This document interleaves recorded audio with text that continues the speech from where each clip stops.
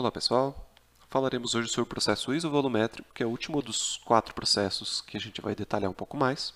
Mas antes de falar especificamente dele, preciso recordar aqui alguns conceitos sobre variação de energia e calor absorvido em gases ideais.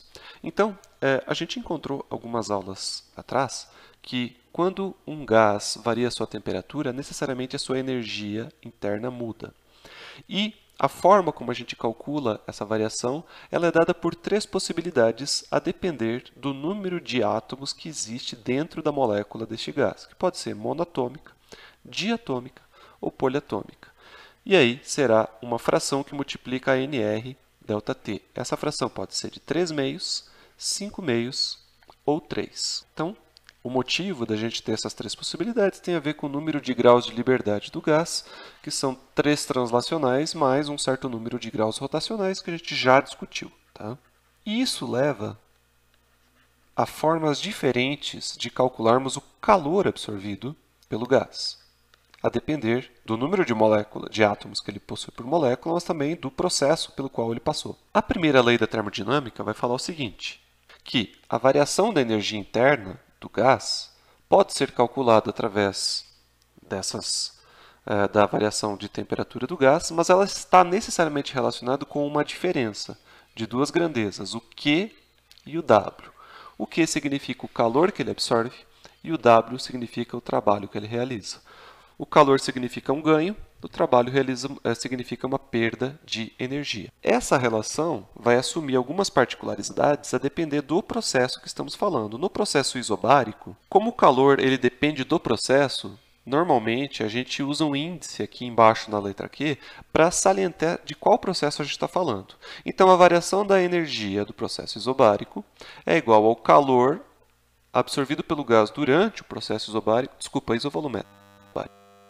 Estou falando coisas erradas. Vamos falar primeiro do isovolumétrico. Isso aqui já foi falado, tá? Por isso que eu estou passando rapidinho. Eu só estou relembrando. Isovolumétrico. Então, é o calor QV, que simboliza que o volume foi mantido constante, menos o trabalho. Só que o trabalho do processo isovolumétrico é zero, né? Quando eu não vario o volume, o trabalho é nulo. Conclusão. O calor do processo isovolumétrico é unicamente igual à variação de energia interna, que são aquelas 3 possibilidades. Agora, que são essas aqui. Vou copiar elas e passar aqui embaixo. Os processos, muito convenientemente, é comum que a gente represente a absorção de calor em cada processo através de coeficientes, como se fossem calores específicos. Lembra lá dos calores específicos que a gente viu no calor absorvido por sólidos e líquidos? Então, cada material tinha um calor específico, né? O ferro tem um, o alumínio tem outro, a água tem outro.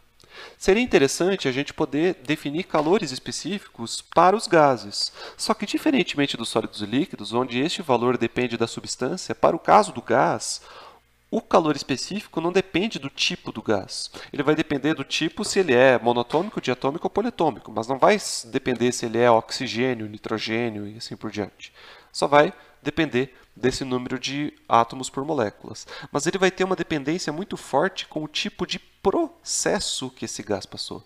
Não basta saber só qual é a temperatura inicial e qual é a temperatura final dele. Então, se nós quisermos definir um calor específico molar, por que molar? Porque na equação de sólidos e líquidos, só lembrando, normalmente o calor específico da substância multiplicava a massa da substância. No caso de gases, o calor, ao invés de a gente falar da massa do gás, a gente vai falar do número de mols do gás. Porque sabendo qual que é a massa molar do gás e o número de mols, a gente tem como encontrar a massa da amostra. E este calor aqui, esse Czinho é um calor específico, que a gente vai chamar de calor específico molar, que é uma propriedade que vai depender do processo e do tipo de gás, se ele é monatômico, diatômico ou poliatômico. Então, para o caso de processo isovolumétrico, podemos associar então uma constante chamado calor específico, calor específico molar a volume constante, onde o QV vai ser dado por N vezes o CV vezes o ΔT. Só que diferente no caso de sólidos e líquidos, onde o enunciado dava esse CV, aqui para gases a gente vai poder encontrar este valor. Este valor vai poder ser encontrado. Por quê? A gente acabou de encontrar na expressão anterior que este calor específico, este calor absorvido a volume constante tem que ser igual à variação de energia interna e vai poder ter essas três possibilidades. Então, novamente, se a gente copia para cá, o que a gente pode concluir? O N está aqui e está nessas três possibilidades também. O ΔT está aqui, está em cada uma dessas três possibilidades. Portanto, sobrou para esse calor específico molar a volume constante valer 3 meios de R ou 5 meios de R ou 3 Rs, a depender do número de átomos por molécula. Então, o calor específico molar a volume constante vai ser 3 meios de R. R é uma constante conhecida, é 8,314, então isso aqui equivale a 12,47 joules por mol Kelvin, ou 5 meios de R, que equivale a 20,79 joules por mol Kelvin, ou CV. Ficou meio apertadinho isso aqui. CV igual a 3 Rs, que equivale a 24,94 joules por mol Kelvin. Isso, novamente, repetindo, é se o gás for mono, ou seja, um átomo por molécula, dia, 2 átomos por molécula, ou poli, 3 ou mais átomos por molécula. Então, um átomo, 2 átomos, ou 3, 4, 5 átomos. Vou fazer só 3.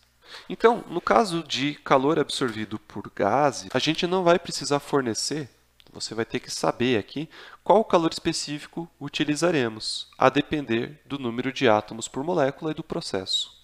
Agora, ao invés de a gente ficar escrevendo a variação da energia interna de um gás com aquelas três possibilidades, podemos escrever simplesmente NCV ΔT, já que o CV já tem dentro dele essas três possibilidades, 3 meios de R, ou 5 meios de R, ou 3 Rs. Apesar de usar CV, que é o calor específico molar a volume constante, isso aqui serve para qualquer processo, porque eu não estou falando de calor absorvido, e sim de variação de energia. Eu sei que pode parecer confuso, tá? Eu tenho uma constante que refere-se especificamente ao processo isovolumétrico, mas para o cálculo de variação de energia interna, ela é utilizada em qualquer processo. Agora, o calor, dado por NCV ΔT, somente é verdade se o processo for isovolumétrico. Vamos para o isobárico. Então, depois dessas propriedades, a gente vai tabelar elas só para organizar melhor, porque eu sei que é bastante informação.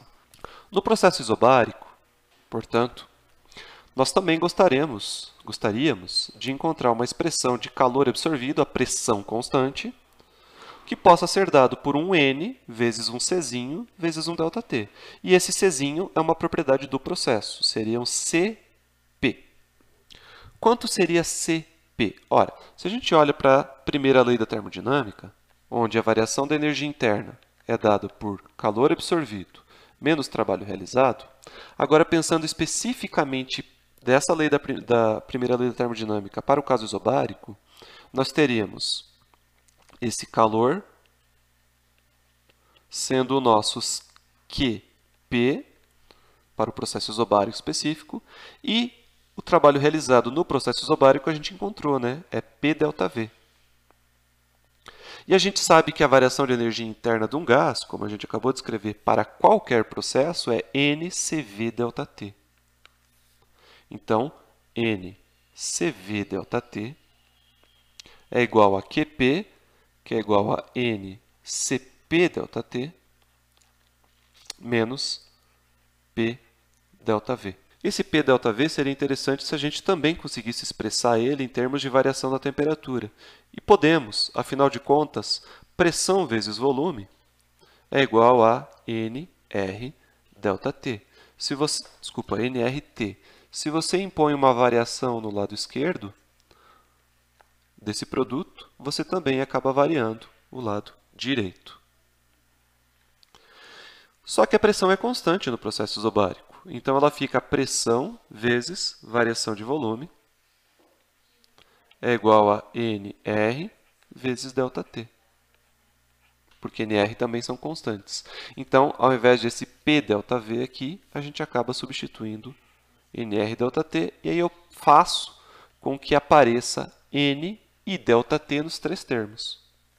Então, aquela expressão ali vai ficar N CV ΔT é igual a N CP ΔT menos NR ΔT. Olha que interessante, eu tenho N e ΔT nos três termos. Então, corta esses dois com estes dois e com estes dois. Conclusão, se eu quero encontrar qual que é a constante de calor específico molar da pressão constante do processo isobárico, Cp é igual a Cv mais R, que é um resultado que a gente já encontrou algumas aulas atrás, inclusive usamos no primeiro exemplo da aula passada, só que a gente já utilizou o seu valor completo. Afinal de contas, Cv é 3 meios de R, ou 5 meios de R, ou 3 Rs. Aí você soma mais um R, isso significa que, como Cv é 3 meios de R, ou 5 meios de R, ou 3 Rs, dependendo se é monoatômico, diatômico ou poliatômico, então, por Cp, que é o calor específico molar à pressão constante, ser igual a Cv, seja ele qual for, mais um R, então Cp será 5 meios de R ou 7 meios de R ou 4 Rs. Eu somei um R em cada uma dessas possibilidades, a depender se ela é mono, dia ou poli. No primeiro exemplo da aula anterior, nós utilizamos este caso aqui. Primeira pergunta que eu fiz lá no exemplo, dá uma olhadinha na videoaula anterior, a gente, sabendo que o gás era diatômico, calculamos o calor absorvido, processo isobárico da bolha lá no fundo do lago, então com 7 meios de R. Tá? Então, sendo assim, a gente, a partir de agora, a gente pode calcular o calor do processo isovolumétrico por NCV ΔT, o calor do processo isobárico por NCP ΔT e a variação de energia interna, seja qualquer processo, por NCV ΔT. Ou seja, é a mesma expressão do calor absorvido para processo isovolumétrico, só que aqui para variação de energia interna. Então, aqui é qualquer processo. Aqui é pressão constante e aqui volume constante. Eventualmente, para os cálculos de processo isovolumétrico isobárico, às vezes a gente não tem a variação de temperatura. E aí a gente pode encontrar ela a partir das variações de volume e de pressão. Mas é conveniente que eu já exponha aqui para vocês uma alternativa em que a gente consegue calcular esses calores, ao invés de em termos de ΔT, fazer em termos de ΔV ou ΔP. Então vamos pegar o processo isovolumétrico como o primeiro. O processo isovolumétrico, como a gente já discutiu, ele é uma linha reta na vertical, portanto, o volume aqui é mantido constante, mas ele passa, vamos supor que passou por uma compressão, ou seja, ele aumenta a pressão, ele vem de um PI para um PF. Portanto, ele passou por um ΔP. Ao passar por um ΔP, ele veio de uma temperatura inicial e foi para uma temperatura final, só que a gente não tem ela explícita. Então, às vezes, a gente vai fazer alguns exercícios onde mostra o diagrama e pede-se, por exemplo, qual que é o calor associado a este processo aqui. E aí, para que você não tenha que ficar calculando essas temperaturas, que elas não estão explícitas, para poder substituir nessa equação aqui, N CV ΔT, é conveniente da gente expressar ela em termos de ΔP. Como é que a gente faz isso? Lei dos gases ideais. Como PV é igual a nRT, impõe uma variação do lado esquerdo e do lado direito. Os termos constantes saem de dentro da variação. No processo isobárico, nós tiramos a pressão, só que aqui a pressão varia. Quem é constante é o volume. Então, V ΔP é igual a NR ΔT. Portanto, N ΔT vai ser igual a V ΔP sobre R. Então, ao invés de usar essa equação aqui, caso você não tenha temperatura, você pode ter esse N e esse ΔT por V ΔP.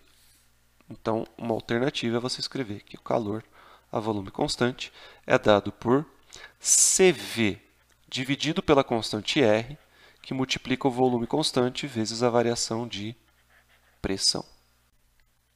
Só uma correçãozinha aqui, que esse é o calor absorvido por um gás quando sofre um processo isovolumétrico. Então, a gente usa o índice V, que é o que eu já vinha usando aqui em cima, só esqueci de passar ele aqui na expressão de baixo. Então, você vai ter duas possibilidades. Calcular o calor absorvido no processo isovolumétrico através dessa expressão, quando você tem disponível a variação de temperatura, ou através dessa expressão, quando você não tem ela disponível e você não quer encontrar ela. Então, você usa só a variação de pressão. Inerentemente aqui, tem a informação que quando a pressão cai, ou seja, quando eu venho de pressões mais altas para pressões mais baixas, fazendo o processo nesse sentido, o ΔP será negativo, portanto, o calor relacionado no processo é negativo. Significa que o gás está jogando o calor para fora. Ou seja, ele está no recipiente rígido, por isso que ele é isovolumétrico.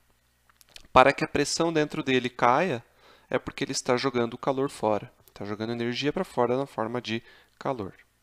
Já quando a pressão sobe, eu tenho um calor positivo. Agora, podemos fazer algo semelhante no processo isobárico.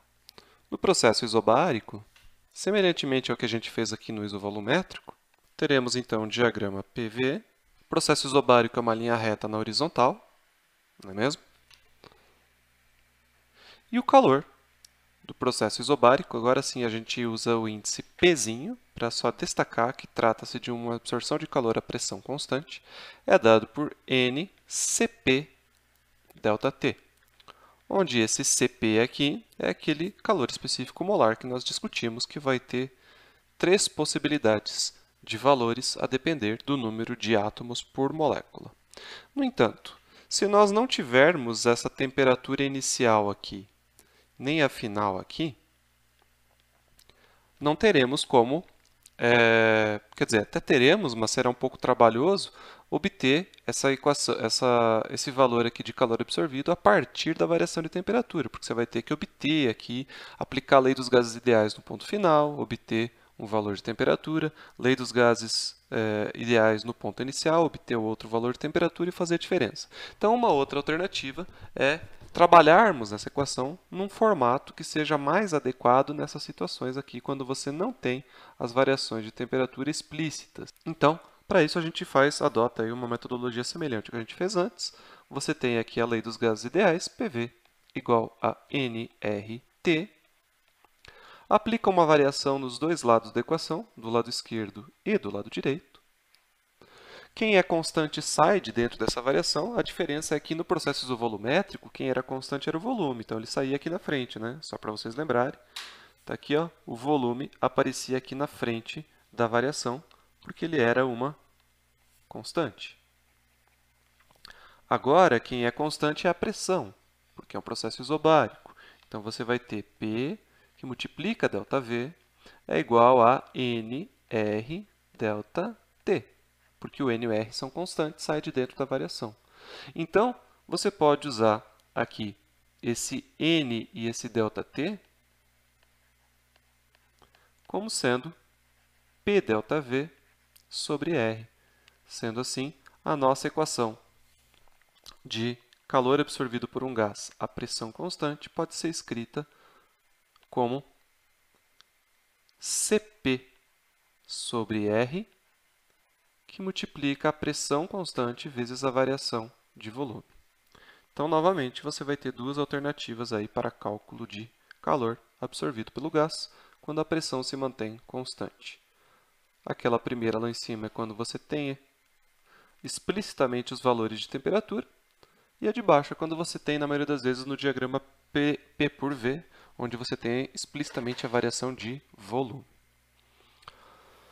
Dito isso, podemos passar então agora para o último processo termodinâmico que nós vamos detalhar aqui. Lembrando, a gente falou de 3 ISOs, né? ISO volumétrico, isobárico e isotérmico. Tem esses nomes porque em cada um deles uma variável de estado se mantém constante. E agora teremos um processo termodinâmico que não começa com ISO. Se chama adiabático. No processo adiabático, você não tem a obrigatoriedade de que nenhuma das variáveis se mantenha intacta. Todas elas vão mudar. A pressão muda, o volume muda e a temperatura também muda. No entanto, a exigência aqui não é de que uma delas fique constante, e sim de que não haja, né, trocas de calor entre o gás e o meio externo. Tem duas possibilidades de que a gente consiga fazer um processo desse. Uma delas é isolar o gás por paredes adiabáticas, ou seja, que impeçam a troca de calor, como se fossem paredes de uma garrafa térmica, onde ele evite que se perca calor por contato, por convecção e por irradiação. Mas na prática isso é muito difícil de fazer em máquinas térmicas, por exemplo, onde você tem aí partes da máquina que são feitas de metal, que conduzem facilmente a temperatura, o calor, desculpa.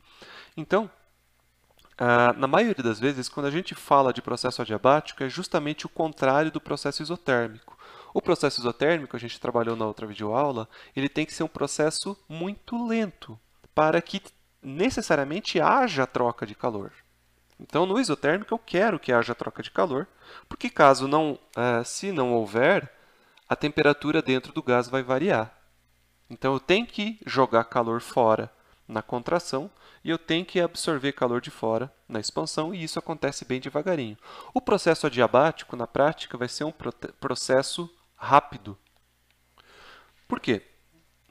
Dessa maneira, eu não preciso evitar que a parede impeça as trocas de calor.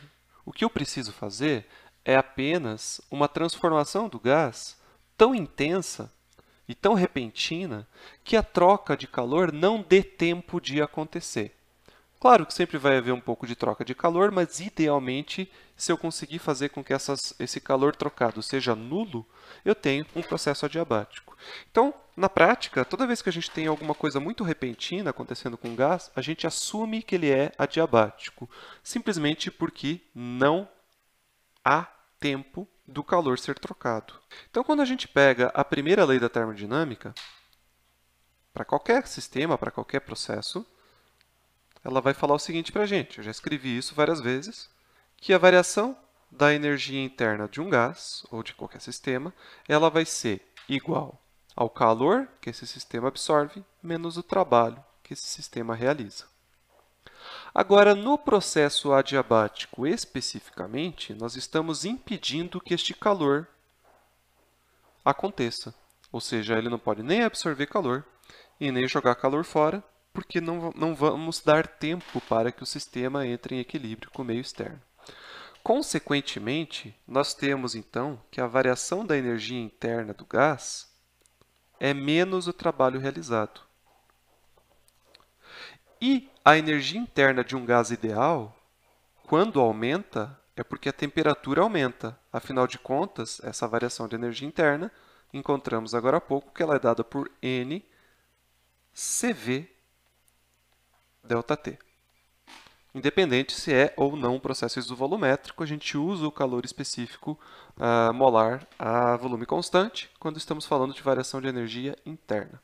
Portanto, se um gás expande adiabaticamente, o trabalho dele é positivo. Como eu tenho um sinal negativo aqui na frente, significa que a energia diminui.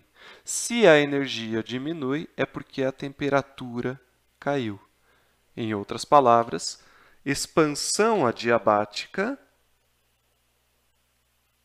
leva a um resfriamento do gás. Então, não é porque ele não troca calor que a temperatura dele não muda, justamente o contrário.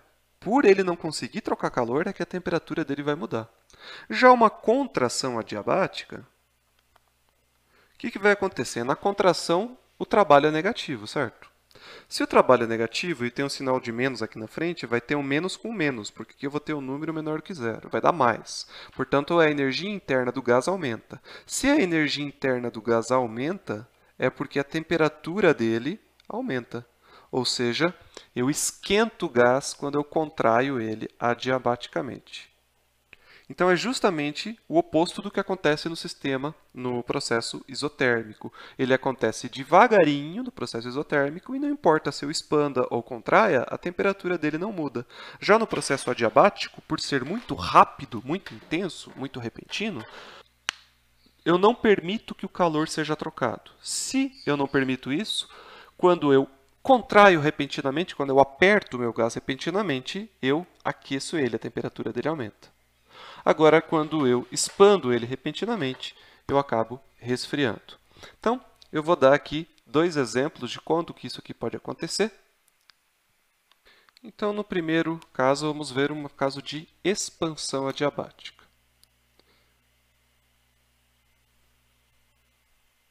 Então, aqui nós temos um termopar, que na verdade é um termômetro que a gente usa a função do voltímetro, um pouco de álcool, uma bomba de bicicleta, e aqui eu tenho uma rolha em que eu consiga ali acoplar a bomba de bicicleta. E uma garrafa PET. Então, o que ele vai fazer? Ele vai borrifar um pouco de álcool ali dentro da garrafa. Primeiro, ele vai introduzir a ponta do termopar, para a gente conseguir medir a temperatura dele.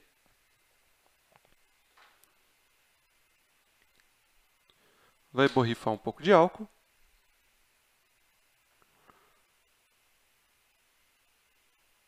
Vai fechar a rolha, acoplar a bomba de bicicleta na rolha e vai bombear.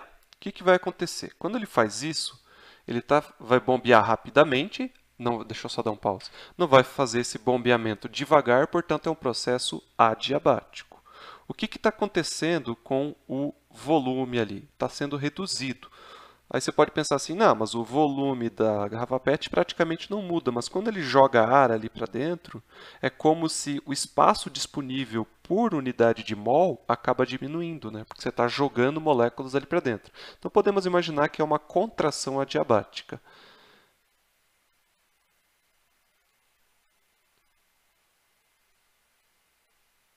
Então veja que o termômetro está aumentando a temperatura, foi para 28.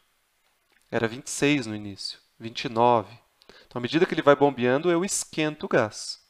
Mas o mais surpreendente é agora. Ele vai tirar repentinamente a rolha e aí, de fato, acontece, eu dei um pause aqui, vai acontecer uma expansão, porque todo o gás que estava confinado no volume da garrafa PET vai ganhar o espaço aberto aqui.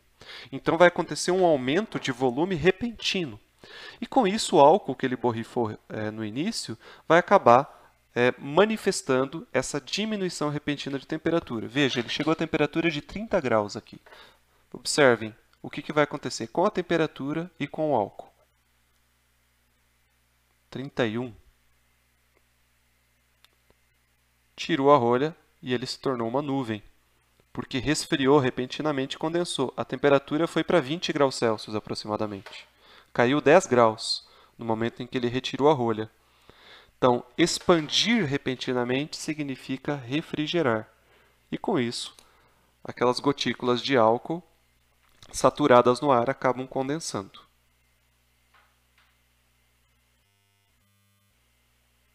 Agora, quando ele introduz novamente a rolha e bombeia,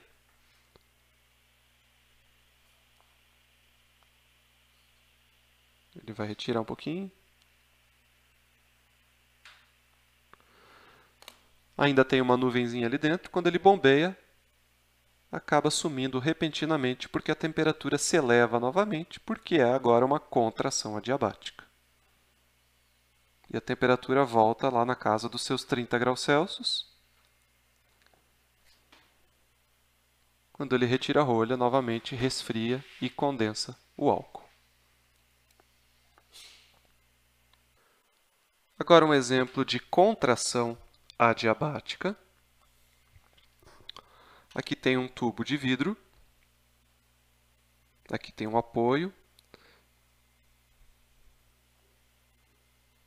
Eu tenho ali um chumaço de algodão. E eu tenho uma espécie de um êmbolo aqui, como se fosse uma bucha. E o que ele vai fazer? Ele vai desfiar um pouquinho do algodão e colocar no fundo desse canudo de vidro.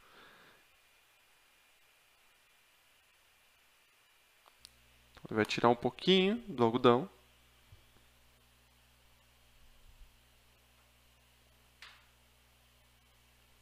Vai socar ele lá no fundo.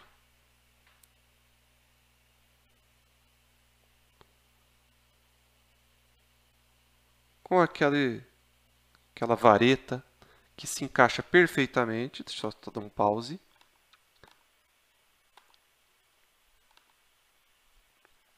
Ele vai encaixar ali e ele vai contrair esse gás de uma hora para outra, bem repentinamente. Olha o que vai acontecer com o algodão.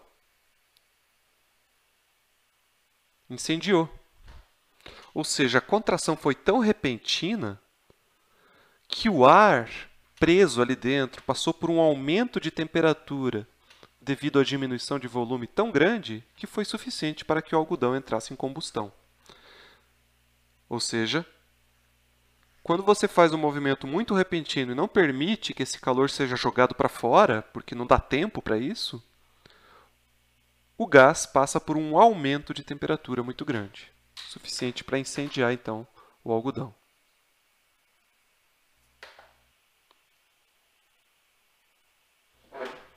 Legal, né?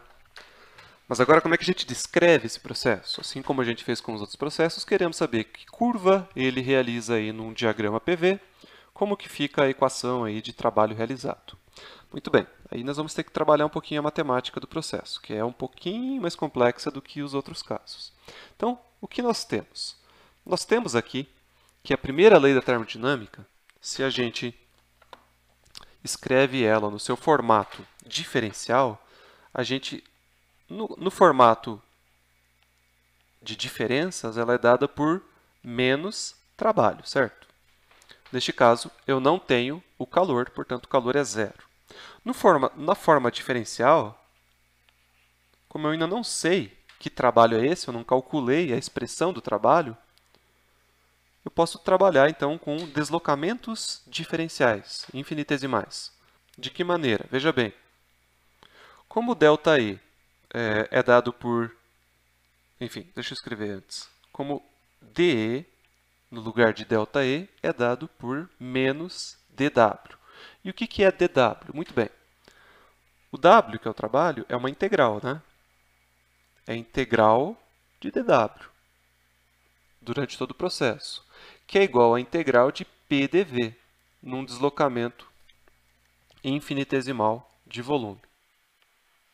Portanto, como eu não sei como se comporta a variação de volume durante toda a variação, a variação de pressão durante toda a variação de volume, eu fico então com a parte diferencial, ou seja, um pequeno acréscimo de volume acarreta em um pequeno trabalho realizado, de forma que dW é igual a PdV.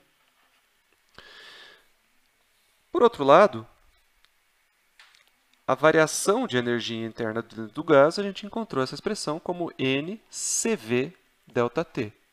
Como estou falando de um acréscimo infinitesimal de volume, acaba tendo, então, uma diferença infinitesimal de temperatura e, portanto, o diferencial de energia interna é NCV dt, ou seja, estou trocando variações grandes por variações infinitesimais.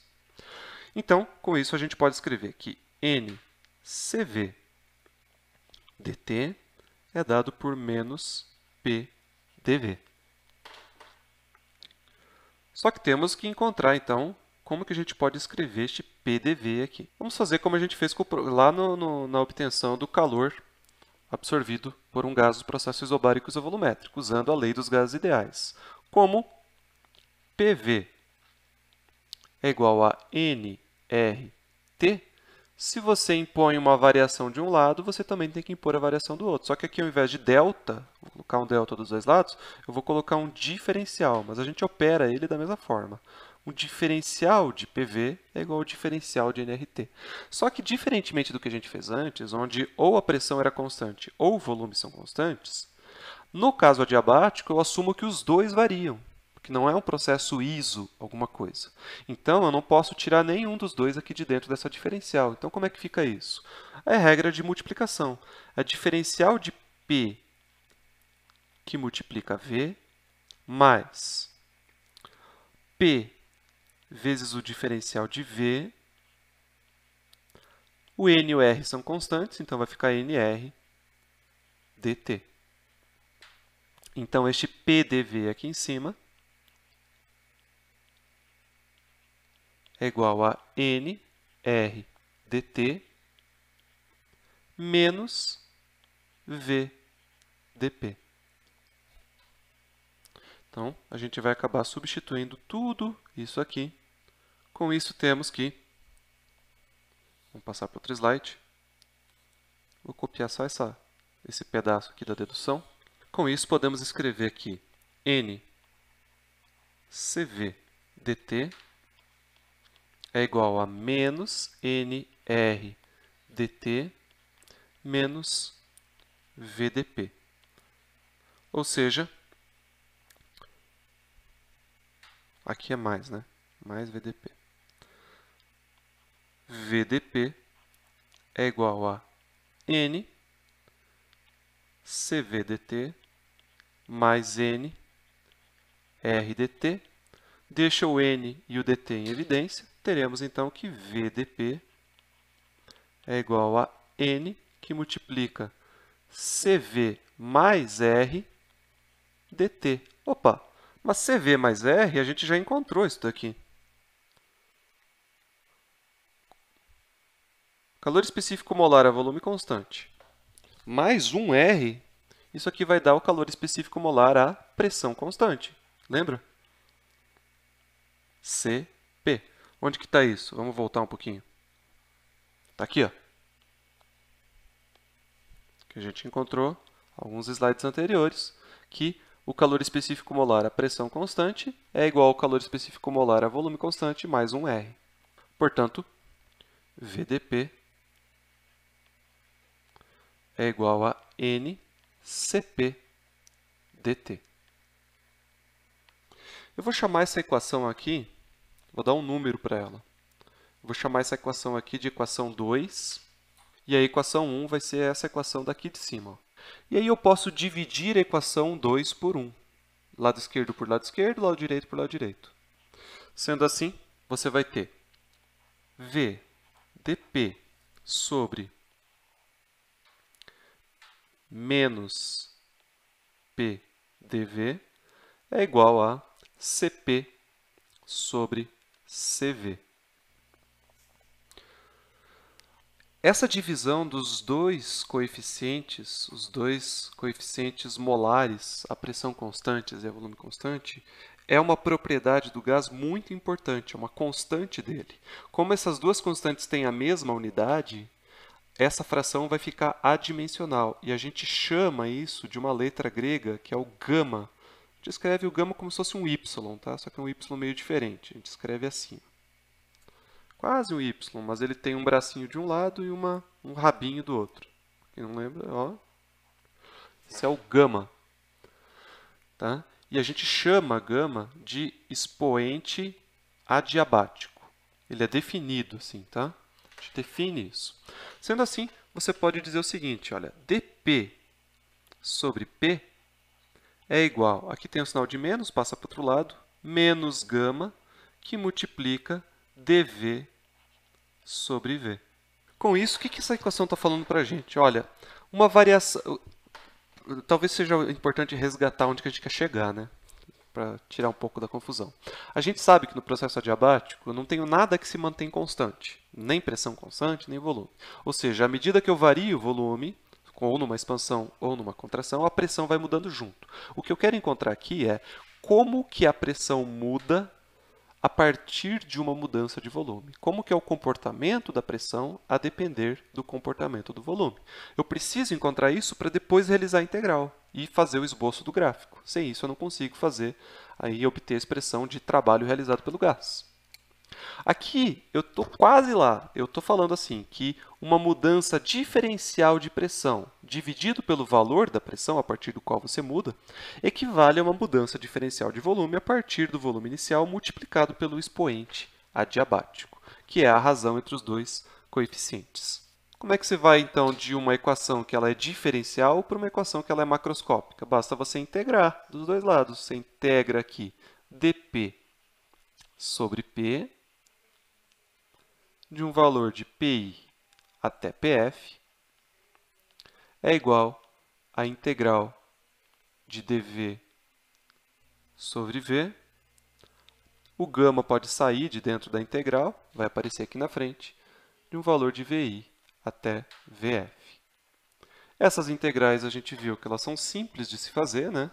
Integral de 1 sobre x, ou 1 sobre p, 1 sobre v, é ln. Então, ln de p é igual a menos gama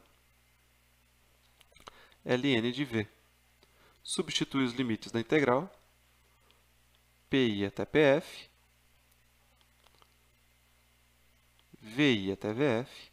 Você vai ter, então, o logaritmo de pf menos o logaritmo de pi é igual ao logaritmo de pf sobre pi. É igual a menos gama, minha caligrafia grega tá ruim, logaritmo de vf sobre vi. O logaritmo tem várias propriedades muito elas é essa, que você faz, então, por exemplo, a diferença, o logaritmo de VF menos o logaritmo de VI é igual ao logaritmo de VF sobre VI. E uma outra propriedade interessante é a seguinte, quando alguma coisa está multiplicando o logaritmo, esta alguma coisa pode vir para dentro do logaritmo na forma de um expoente. Da seguinte maneira, por exemplo, 2 vezes logaritmo de 5 é igual a logaritmo de 5 ao quadrado. Uma propriedade que a gente vê lá no ensino médio. Neste caso, portanto, você vai ter o logaritmo de PF sobre PI é igual ao logaritmo de VF sobre VI elevado a gama. Eu não preciso ficar carregando esses logaritmos, porque se eles são iguais, é porque quem está dentro dos logaritmos são iguais. Ou seja, PF sobre PI é igual a VF elevado a gama sobre VI elevado a gama. Você tem isso, o expoente vale tanto para o numerador quanto para o denominador. Deixando PI e PF do mesmo lado da igualdade, aqui só tem uma questão, é menos gama, né? Esqueci disso, aqui é menos gama. E você pode levar esse menos invertendo a fração, né? Para não ficar com menos gama no expoente, você troca aqui. Coloca o VI em cima e o VF embaixo. E aí não precisa ficar menos gama, porque você inverteu. O numerador vira denominador, o denominador vira numerador. Com isso, sim, você vai ter que PI vezes VI elevado a gama, esse expoente vale só para o volume, não para a pressão, é igual a PF vezes VF elevado a gama. Essa é a relação de pressão e volume para um processo adiabático. Então, o que essa equação está falando? Como eu não especifiquei qual é a pressão e o volume inicial, nem qual é a pressão e o volume final, ela está falando para a gente que existe uma constante no processo adiabático, que não muda. Embora não seja uma variável, é uma associação de variáveis. Ou seja, durante todo o processo, o produto de P vezes V E esse V elevado a gama é uma constante. Essa é a constante do processo, P vezes V elevado a gama. Esse gama, como eu falei, são constantes conhecidas, é o Cp sobre Cv. E o Cp e o Cv, a gente já encontrou a relação deles para cada gás. Vai poder ser, no caso monoatômico, deixa eu escrever no outro slide. No caso monoatômico, o gama, qual que é o Cp? 5 meios, né? E o Cv, 3 meios. Corta o R e o 2, isso aqui vai dar 5 sobre 3. 5 sobre 3 é igual a 1,666 infinito 6. Vamos ficar só com 3. Isso aqui não tem unidade, é adimensional, porque tanto o Cp quanto o Cv têm a mesma unidade, porque são calores específicos. No caso diatômico, o gama vai ser igual a 7 meios de R, e o Cv, né, é 5 meios de R. Então, corto o R e o 2, é 7 sobre 5. 7 sobre 5, pode fazer na calculadora, é 1,4. Aí é redondo, não tem outras casas decimais. E no caso poliatômico, o gama vai ser Cp é 4 Rs e Cv é 3 Rs. Então, vai dar 4 sobre 3 e 4 sobre 3. É 1,33333. Então, esse número gama, ele sempre vai ser um número maior do que 1.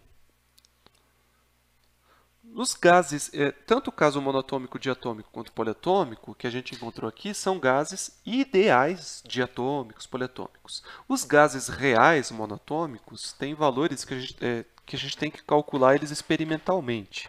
Mas, experimentalmente, ele vai encontrar uma propriedade de gama muito próxima a esse. Ou seja, os gases monatômicos se comportam muito semelhantemente aos gases ideais. Só que eles são muito raros, né? São os gases nobres. Eles vão ter um valor aproximadamente a 1,4 quando forem diatômicos e algo que vai divergir muito desse valor quando forem poliatômicos. Mas o importante para a gente é saber que no processo adiabático, o produto de P vezes V elevado a gama é uma constante. Como eu vou depois, não vai poder ser feito nessa aula, eu vou ter que integrar a relação de P com V. Se você isola a pressão aqui, você vai encontrar que essa constante pode ser os valores iniciais, PI, VI elevado a gama. Tá? Então, PI, VI elevado a gama sobre V elevado a gama. Então, essa expressão aqui ela é muito parecida com a do caso isotérmico. No caso isotérmico, eu tinha o produto P vezes V igual a uma constante. Lembra que eu falei? Quando você dobra um, o outro cai pela metade, porque o produto é igual. Aqui também eu vou ter uma espécie de produto que é constante, só que um dos termos está elevado a um número maior do que 1. Então, qual que é o comportamento assintótico desta função num diagrama P por V? Então, se você faz um diagrama PV aqui, digamos que eu tenho o ponto inicial aqui, eu vou ter um volume inicial e uma pressão inicial. E aí ele passa por uma expansão, que trouxe ele para esse outro volume aqui, ó, VF. Como que é a curva entre o ponto final e o ponto inicial? Aqui é inicial, né? Bom, se você olha para aquela expressão, P é igual a uma constante, que é o PI, VI elevado a gama, tudo isso aqui vai dar um número só, que multiplica 1 sobre V elevado a gama. Então, ela vai ter um comportamento assintótico muito semelhante ao caso isotérmico, ou seja, quando esse volume tende ao infinito, tende a volumes maiores, a pressão cai. Quando este volume tende a volumes pequenos, diminui para zero, a pressão aumenta. Então, é um comportamento assintótico muito parecido com o processo isotérmico. É uma curva assim. Qual é a diferença? No processo isotérmico, este volume não tinha potência em cima dele. Ou seja, a taxa com que a pressão cai quando o volume aumenta é mais lenta do que no processo adiabático. Então, como que você consegue diferir um processo adiabático do processo isotérmico? Somente por comparação. Uma mesma expansão de volume num processo isotérmico leva a uma queda de pressão menor, mais tênue do que no processo adiabático. Em outras palavras, o processo adiabático ele é mais abrupto do que o processo isotérmico, ou seja, a queda de pressão é maior. E isso se deve, basicamente, porque o volume aqui está elevado a uma potência maior do que 1. Se fosse menor do que 1, seria mais tênue. Como é maior do que 1, é mais de sopetão, é mais de solavanco, como a gente dizia antigamente. Beleza, gente? Não vai dar tempo de fazer exemplos e também não obtivemos isso aqui, né? Isso aqui vai ter que ficar para a próxima aula. A expressão de trabalho, que vai ser, na verdade, a área embaixo dessa curva. Então, encerramos essa aula por aqui. Fiquem bem. Até mais.